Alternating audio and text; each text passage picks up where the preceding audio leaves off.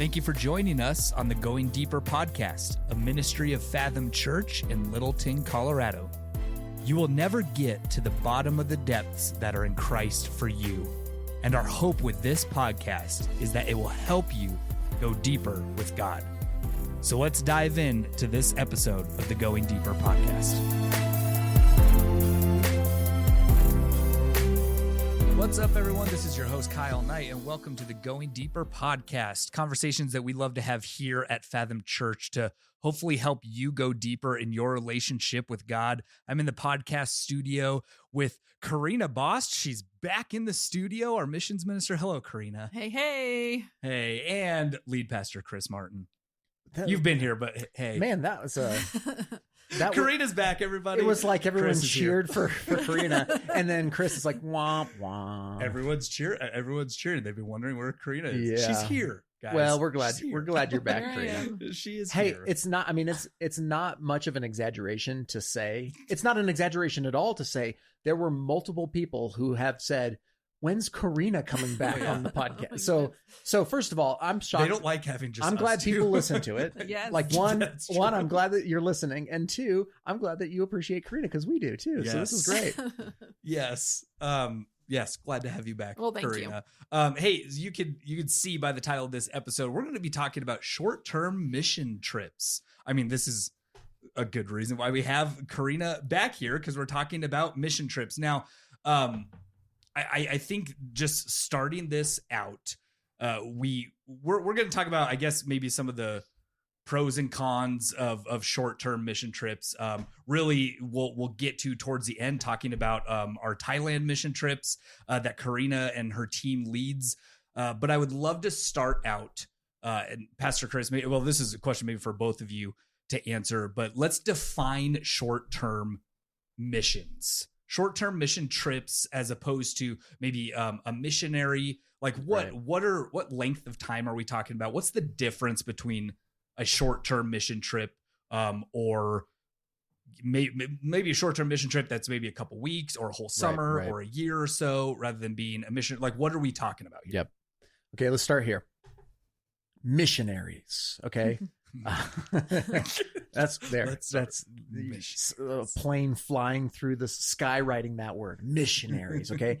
Missionaries are traditionally Christians who are sent from a local church somewhere to a unreached people, or to a desperately impoverished people, or to a place that has lower access to the gospel.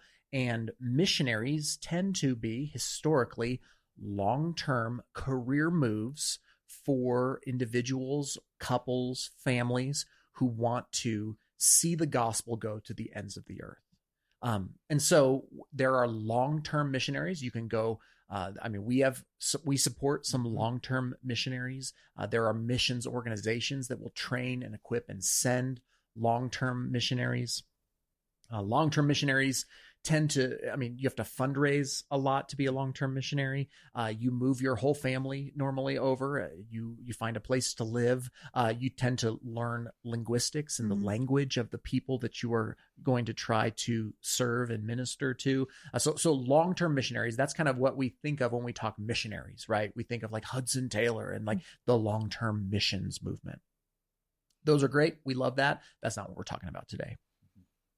The second category that I think we could parse out is there are what's known as short-term missionaries. Now, we have some short-term missionaries who have been a part of our church, who are currently a part of our church, who were former short-term missionaries. And this is people who maybe they would go on a mission for a couple of years, maybe for a season, maybe the first couple of years of their marriage, or maybe a couple of years after college, or they are actually moving to the location. They again have to fundraise for that. They probably require some sort of sending body or sending agency that trains and equips them. It may be less involved in terms of a long-term career move. There's probably less linguistic work and language work needed. If you're going to a place, sometimes it takes 2 to 3 years to learn language. And so to expect to do a short-term trip like that, a short-term missionary probably wouldn't learn the language, or would only learn it by exposure more than actual traditional language learning. But short-termers tend to go for just a few years. Maybe, I don't know. It's hard to put. There's not like a black or white on this, so it's not quite as defined. But for example, our one of our elders, Nate Wirtz, he and Amy, when they first got married, they went to Latin America for a couple of years as short-term missionaries before they moved back to the States. So I wouldn't call them long-term missionaries, but they certainly did a stint as short-term missionaries.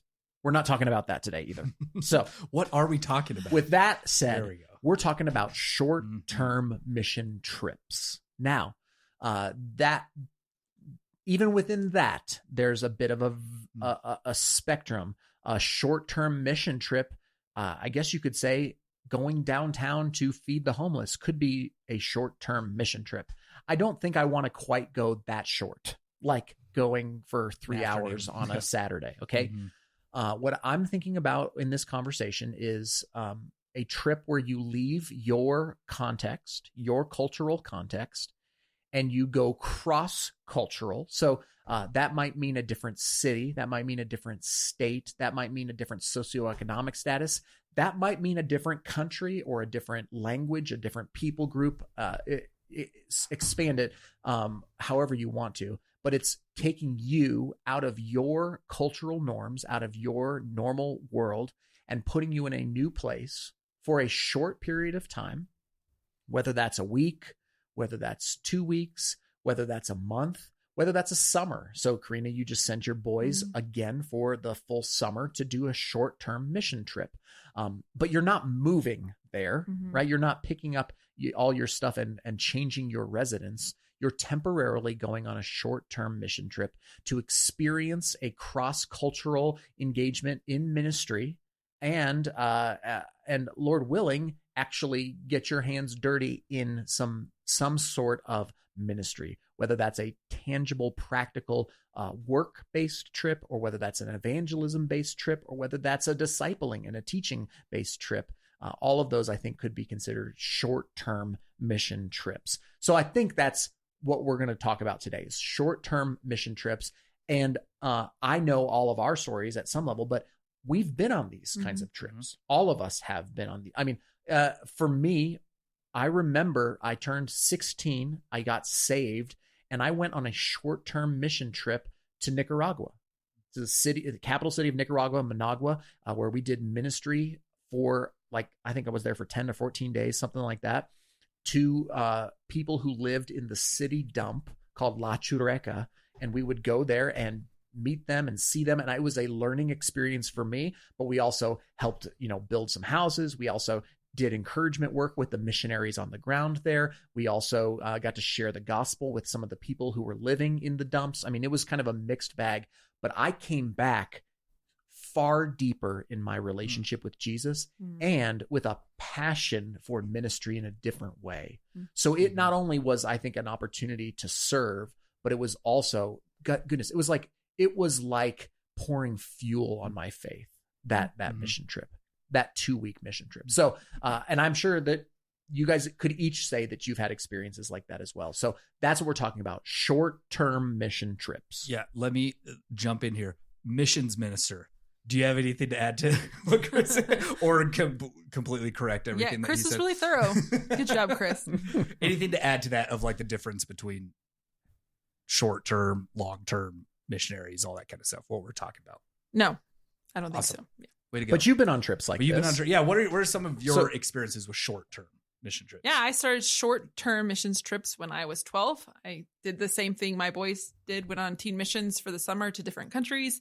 I've done, obviously as an adult, I've done a couple short-term missions trips as well. Yeah. So nothing more than a short-term missions trip for me. Yeah, you've got long-term missionaries in your family, but you're the That's short-termer. I'm the You're the short-termer. The short-termer who had missionary dreams. That's right. Yeah, remember they left you here. Yeah. Left you behind. If you guys don't know what we're talking about, you're gonna have to go back. Yeah, it's Go back. Yeah, backlog this podcast. And Kyle, you've done missions trips as well? Yes. I did. I mean, growing up in the church, I did plenty of them starting in, I think, middle school I think my first mission trip was to South Dakota or something, to a reservation in South Dakota. Yeah, very cool. I think Native so. American stuff. Yep. Yeah. And then high school, we did the kind of the intercontinental US ones. And then I went to Dominican Republic my junior year, and then to Peru, like 2 weeks at a time. Right. Yeah. And then being a youth pastor for many years at a previous church too, like led a bunch of trips to San Francisco, Chicago, San Diego, Mexico, all those kind of places. And so I have definitely experienced, like Karina too, only of short-term missions. Great. Yeah. Yeah. So, so that's what we're talking about. So I'm glad that we clarified that. Now I kind of want to, like, I'm going to play a little devil's advocate a little bit here, because if you've kind of been in the church a little bit, or maybe you have an interest in missions, like you've heard like pros and cons of short-term mission trips. I think here we would say we're talking about the pros, like we're advocating for missions. But there are, like, I think some people out there's books written about it, about why short-term mission trips may not be that beneficial or helpful or anything like that. So I think we're going to play a little bit of devil's advocate here, in me asking you guys, both of you, like some of those questions about, like, well, some of the things that people say that why short-term mission trips might be a hurt more than a help. And so Karina, I'll ask you first, like, and maybe I'll just throw this out there of, like, what are some of the, maybe a few things or one thing that you hear the most about, especially being missions minister and having that background in missions, the most about, like, why these short-term trips might not be that beneficial that we think they might be? Yeah, so I think first we need to understand that cross-cultural short-term missions is relatively new. I mean, even 60 years ago, it was not so easy to just jump to a different country, or even, halfway across the country. So to be able to go cross-culturally is pretty new. So there's a lot of research that has gone into this over whether it is helpful or not, because it is a lot of money. And a lot of people could argue that the money could be better spent, and, you don't know the language, so it's not like you can interact with the people anyways, or that the projects being done aren't really helpful to the people. This is probably the biggest, if you talk to people who have hosted internationally short-term missions trips, they'll say that teams come in and they do whatever project that they want to, that they think is most helpful, and they don't ever consider what is actually helpful. So those are some of the things that I've heard in my life about, kind of the negatives of short-term missions. Yeah, absolutely. I agree. I mean, as a pastor, and then even when I was a youth pastor, I mean, it is expensive, especially when you start talking about going halfway across the world. I mean, 2, 3, 4, I mean, sometimes more thousands of dollars to send somebody for a couple of weeks. And yeah, you begin to say, couldn't we just send that money over? Mm-hmm. Like, couldn't they do something with that we couldn't do? So I think that's a big one. I think so one of the things that I hear, and maybe I'd love to hear your response to this, Karina, I've heard it said from people that this is just like an excuse for Christians to go on all paid vacations to the ends of the earth, and they sprinkle a little bit of Jesus on top of it. So how is this not just like, when I went to Israel, I was there as a tourist. Like, I was not at a missions trip. I was like a pilgrim. I was like Christian tourist, growing spiritually on this tour. I have had similar growth experiences on missions trips, but they've been different. So how do we not just paint this like short-term missions thing as a spiritual growth experience for a Christian outside of their normal context in an exotic place? Absolutely. And let's just be clear off the start that not all short-term trips are equal. There are definitely short-term mission trips being led that are basically a Jesus inspired vacation funded by the church. Sightseeing with the Spirit. Yeah. So But I think what the crucial difference is how preparations are done on the front end, the consideration of the field and the host and what they say the actual needs are, and the team's willingness to meet those needs regardless of their own opinions. And last, the follow-up and debriefing to process what was experienced and to take what they learned, what participants learned in short-term mission trips, and be able to apply it to the future, their future. I think those are three crucial pieces in short-term missions that make it a short-term missions trip that serves and honors God, as opposed to, like I said, a vacation. Yeah, that's helpful. Yeah, and in my personal experience, I think one of the and I think you mentioned it, Karina.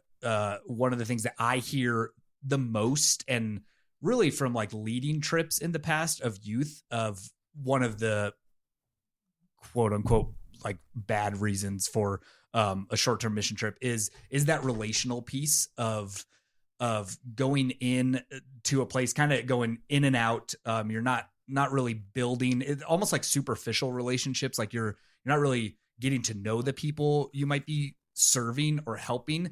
You can get to know them in a week or so. But after that, it's like, okay, then your group is out. And then if it's, if this location is part of a kind of a team or a group that sends an organization that sends different groups there, then, the next 2 weeks, it's a different group, and then it's different relationships. And there's almost that no consistency sort of thing. That's something that, again, when I was younger, going on my own mission trips in middle school and high school, I never heard of any of these things, of like the negative side of this or the pushback, the problems with this. I think, which was good. You normally when you're that young, you don't really hear about this. You're like, yeah, it's all good.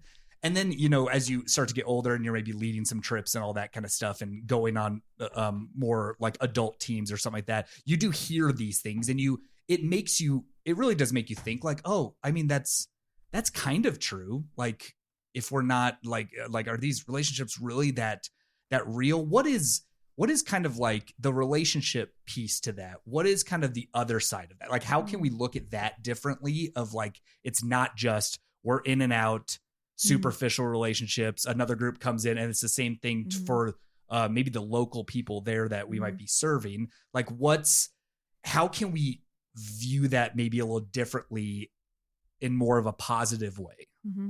Yeah, I think the reality is you will not be building lifelong relationships. I mean, most likely, I'm not going to say it can't happen, but the one of the most obvious pieces is the language barrier. Very often you ended up at a place where you don't speak the language, and that automatically means that you can't communicate just normal things, yet alone really complex things. So your relationship with people on the field where you're at, I think I like to think of it mostly as you're there to assist the host or the long-term missionary that's there. I think if you end up in a place where there isn't a long-term ministry going on, like you said, like a new team coming in every 2 weeks, if there's not someone working there long-term, there is usually more harm done than good, because there's no one to follow up with these people. And, if you go in and do these things that these people don't understand, then you leave and a new team comes in, that causes a lot of chaos. So you want to make sure, a team wants to make sure really that they are focused on helping the host or the long-term missionary that's there. So that way, when you leave, there are people there to work with the people you were working with. Yeah, this is so. I think the relationship that you're bringing up between the host on the ground and the teams that go is crucial, because you hear, I've read about these horror stories of like, these Americans show up in Africa, they build a well, or like they build a windmill or something like that, and it falls into disrepair because there's nobody there to train people on. I mean, there's no follow. It's just like, oh, we're gonna go do our good deed and we're gonna feel good about ourselves, and there's no follow up, there's no assistance, and you can very quickly do that in the name of Christ, but there's very little gospel involved in it either. It's just, what is it that an NGO couldn't do? So let's turn the lens a little bit. Karina, why would we even do short-term mission trips? Like with the potential of like, hey, they cost a lot of money. They could do some harm. They might be a tax on the people on the field. Like why would we even do Let's these? get some positives. Yeah, let's flip the coin and do some positives here. Why do we even do these? Yeah, well, I think the key is that it is actually a gateway to greater and more impactful missional work in the future from people who go. Like we all said, we can tell stories of how those missions trips changed us, how we experienced things and saw things and grew closer to God. So a huge piece of it is that actually it is discipleship in one sense. It's pushing people towards missions. A lot of times we think we understand the world, and it's not till we experience a different culture that we realize how sheltered we really are in our cultural worldview that we stand in. Secondly, I think I learned this in our last short-term trip to Thailand, that when you are sensitive to what the host needs from you and you learn how you're helping them, I learned that it is a help for them, for us to see their day in and day out work. So that way we can come and pray more effectively for them. And then we can, I'm going to throw out a word, mobilize, which means prepare people to go in the future to help meet needs. And those two things, yes, we can pray for Thailand, but when you go and you see specific people and specific teams, you can pray in a way that connects more to what's actually going on in Thailand. So I felt like that's what I learned from talking with the hosts when we were in Thailand this last time. And that was helpful for them. And it was helpful for me to hear that from them. Yeah, I also want to add one that just came to mind, and that is encouragement. Right? So like encouraging our brothers and sisters who are long-term missionaries to say, one, what you are doing is valid. It's important. Two, we see you and we're with you. And three, you are not forgotten about. I've never been a missionary, but I would imagine leaving every comfort system, every support structure, family, friends, even just like the actual American, like this is your people. This is your home.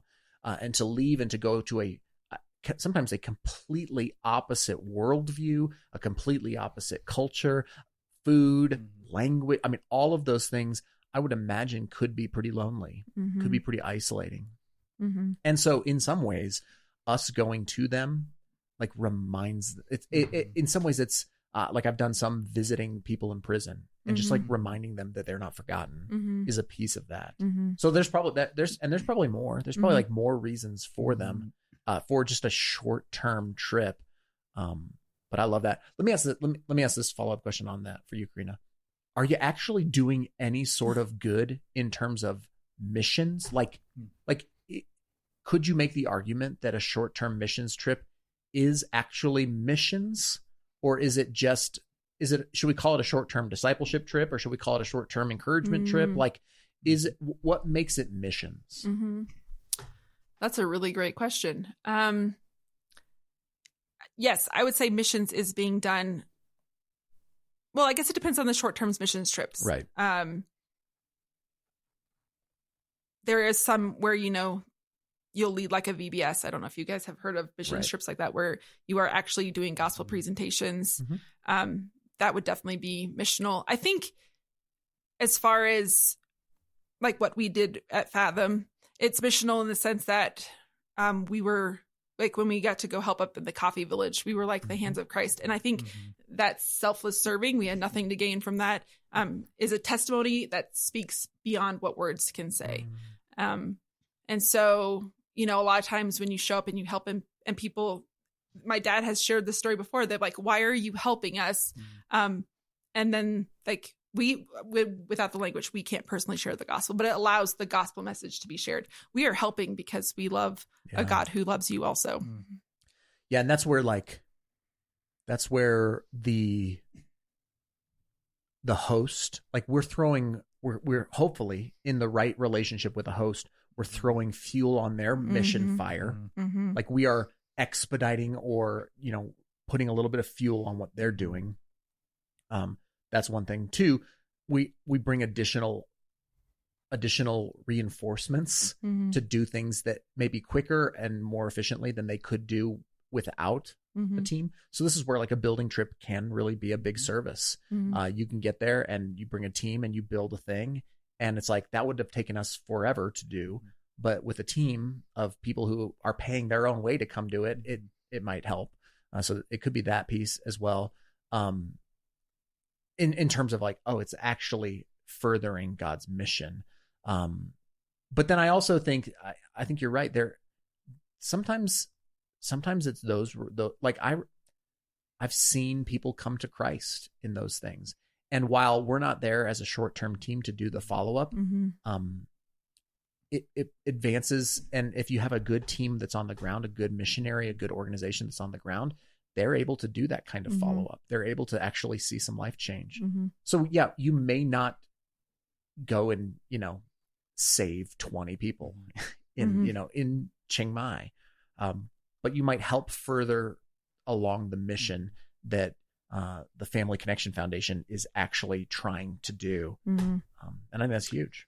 Yeah. And I will say, like, as you both were talking about that, it made me kind of think of all my experiences and how there's, like, I learned that there's so many different aspects of a mission trip. Like if you're going as maybe a student or even an adult, that there's the piece that the missions piece where you want to go and be the hands and feet of Jesus, telling people the gospel, serving them, helping them, meeting their needs. Like you said, Karina, building stuff, whatever it is. It's like, it's almost like that piece that I learned. It's like, okay, so is this mission trip? I want to go and do something for someone else.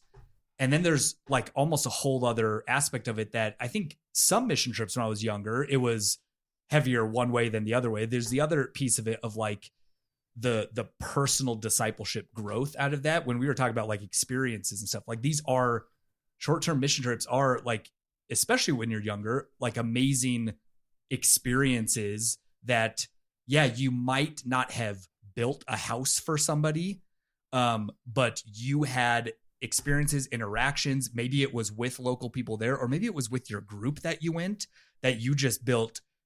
You went deeper with God. You became so much more closer to him. You learned different things about yourself, about God, and you felt afterwards like I personally grew a lot on this trip, and that might further me like in the future wanting, like having a passion to do these sorts of things. I feel like there's almost like those two aspects, and maybe there's more, but it's like sometimes I felt like those would battle each other. Like I would go on a mission trip and like in high school, and we didn't have a bunch of interaction with people. We were prepared to share the gospel, our testimonies, all that other kind of stuff.